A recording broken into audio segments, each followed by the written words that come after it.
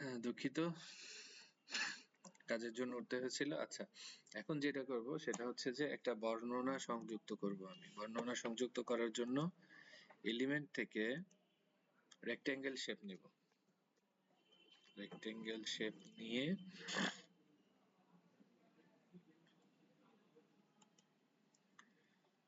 এখানে rectangle shape, আমি গ্রাফিক্সে চলে গেলাম। এইখান থেকে আমি আচ্ছা, আমার প্রয়োজনীয়টা দেখাচ্ছে না, এটা নিচের দিকে আসি, এটা নিয়ে নিলাম। এটা চলে আসছে অবশ্য।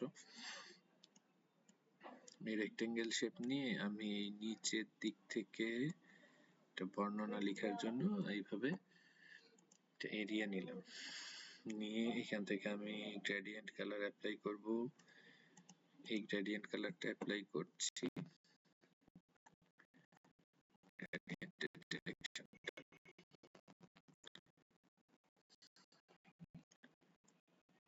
আচ্ছা, ডিরেকশনটা চেঞ্জ না করলেও হবে, আমি এখান থেকে ট্রান্সপারেন্সিটা কমাই দিচ্ছি। আপনারা এইগুলো নিজেদের মতো করে সুন্দর করে প্লেস করে নেবেন। আমি শুধু কিভাবে কাজ করতে হয় সেগুলো একটু দেখাচ্ছি। এখান থেকে আমি লেয়ারে গিয়ে শো লেয়ারসে গিয়ে আমি এগুলোকে এই টেক্সটের নিচে দিয়ে দিলাম। এখানে আমার টেক্সট এখন অনেক সুন্দর করে দেখা যাচ্ছে। এবং এইটাকে যদি আমি ডিরেকশনটা চেঞ্জ করে এদিকে দিয়ে দিই তাহলে আরেকটু আমার কাছে মনে হচ্ছে যে এটা বেটার হয়। এটা ডিজাইনের সঙ্গে সামঞ্জস্য রেখে আপনারা এটা সেট করে নেবেন। এরপরে আমি এখানে এর উপরে টেক্সট অ্যাড করে দেবো। এখানে টেক্সটে ক্লিক করলাম এবং এখান থেকে বডি টেক্সট নিয়ে নিলাম। নিয়ে আমি রাতারাতি সম্পর্কে একটু বর্ণনা বের করে রেখেছিলাম, খুঁজে রেখেছি এর আগে। আমি এটা কপি করে সরাসরি এখানে পেস্ট করে দিচ্ছি।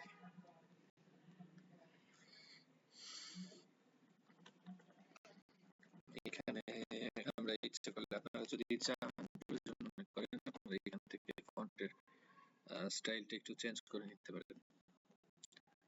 আমি এখান থেকে ফন্টের স্টাইল চেঞ্জ করে সাইজগুলো কমাই দিচ্ছি। এখানে রাতারগুল সম্পর্কে ছোট্ট একটা বর্ণনা আছে। এবার একে এই জায়গাটায় সেট করে দিলাম। আমার মনে হয় যে আরেকটু বর্ণনাটা ছোট করে দিতে হবে। ঠিক আছে, এইটুকু রাখা যায়।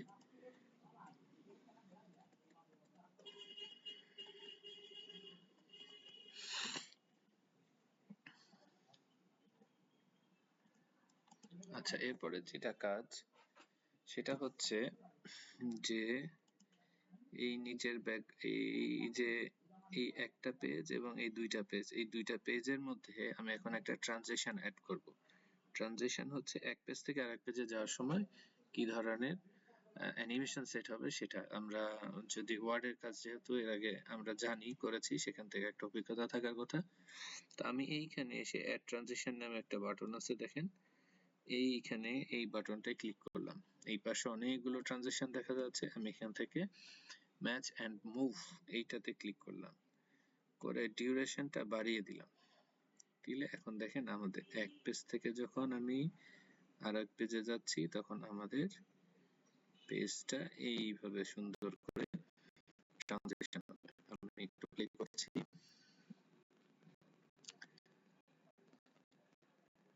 এই যে আমাদের পেজটা এইভাবে চলে আসছে। এইভাবে সুন্দর করে আমরা প্রেজেন্টেশনটা মানে তৈরি করতে পারি। আর ইচ্ছা করলে আমরা এই যে প্রথম পেজটা কতক্ষণ দেখাবে সেটা এই ট্রান্সলেটের এখান থেকে আমরা ফিক্স করে দিতে পারি। এখন 30 সেকেন্ড দেখাবে, আমরা একটু কমাই দিয়ে 2.5 সেকেন্ডে নিয়ে চলে আসলাম। তাহলে প্রথম পেজটাতে বেশিক্ষণ ওয়েট করবে না, সুন্দর করে পরের পেজে চলে আসবে। এখন আমরা এটাকে সেভ করব। শেয়ারে গিয়ে ভিডিও হিসেবে আমরা সেভ করতে পারবো, অথবা এই যে ডাউনলোডসে গিয়ে আমরা এখানে ভিডিও হিসেবে সেভ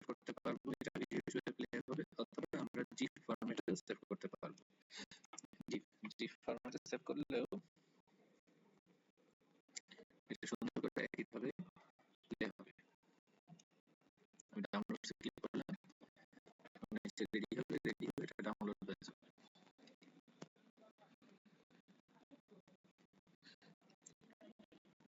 আমি আপাতত আমার ভিডিওটা যেন লম্বা না হয়ে যায় এজন্য এখানে শেষ করতে চাচ্ছি। আপনারা আচ্ছা ঠিক আছে, ডাউনলোড হওয়া পর্যন্ত আমি অপেক্ষা করছি। আপনারা এইভাবে ডাউনলোড করবেন।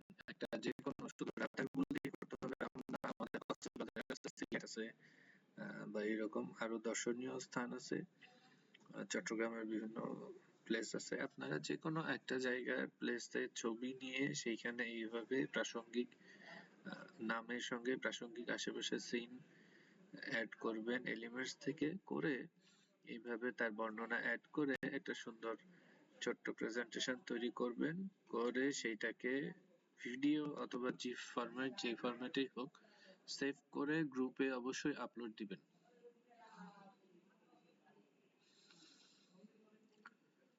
আমার মনে হয় যে ডাউনলোড হয়ে আসছে, আর অল্প সময় অপেক্ষা করলেই হবে। আপনারা অবশ্যই প্র্যাকটিস করবেন। আপনারা প্র্যাকটিস করেন না জন্য আমি মাঝে মধ্যে চিন্তিত হই যে মানে আপনাদের শেখার আগ্রহ না থাকলে মানে আর বেশি দূর আগাতে পারবেন না। এবং শেখার আগ্রহ থাকতে হবে, এবং সবচেয়ে বেশি গুরুত্বপূর্ণ যেটা সেটা ধৈর্য রাখা, এবং আমাদের অনলাইনে যে রিসোর্স গুলো আছে সেগুলো খুঁজে খুঁজে নিয়ে সেখান থেকে কাজগুলো শেখা। আমি তো যতটুকু পারি রিসোর্স গুলো লিংক দিয়ে দেই ইউটিউবের, আপনারা সেগুলো দেখবেন এবং দেখে সেগুলো প্র্যাকটিস করবেন, কারণ ওইগুলো প্র্যাকটিস করলে আপনাদের স্কিলটা দ্রুত ডেভেলপ করবে, এবং আপনারা যে প্রফেশনাল ডিজাইনার হতে চান সেটা এইভাবেই রিসোর্স থেকে প্র্যাকটিস করে করে এটা শেখা সম্ভব। তো আমার ভিডিও এই ফাইলটার সাইজটা অনেক বড় ছিল, যার কারণে এটা অনেক বড় হয়েছে ফাইলটা, রেডি হতে সময় লাগলো অনেক। আপনারা যেটা করতে পারেন সেটা হচ্ছে যে ক্যানভাসটা ছোট ক্যানভাস নিয়ে কাজ করলে, শুরু করলে এত বড় হবে না, তখন দেখবেন যে তাড়াতাড়ি কাজটা শেষ হয়ে যাবে। তবে আমার মনে হয় যে এত বড় ফাইল যদি ওপেন করেন মানে সেভ হয় তাহলে ওটা গ্রুপে আপলোড হবে না। তারপরেও দেখেন, আপনারা চেষ্টা করে দেখেন।